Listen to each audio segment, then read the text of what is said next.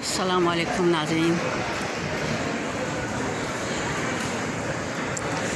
मैं सैयदा ज़ाहिरा आबिदी आपकी मेज़बान।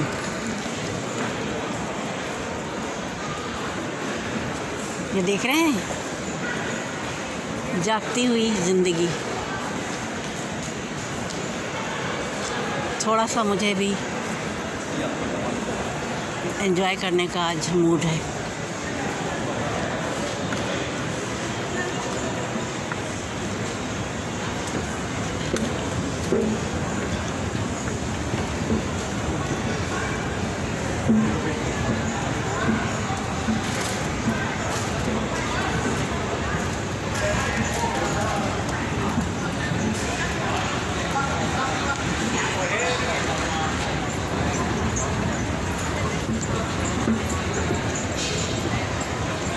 चलिए भाई, मैं भी एक्सीलेटर से आ गई अपर फ्लोर पर।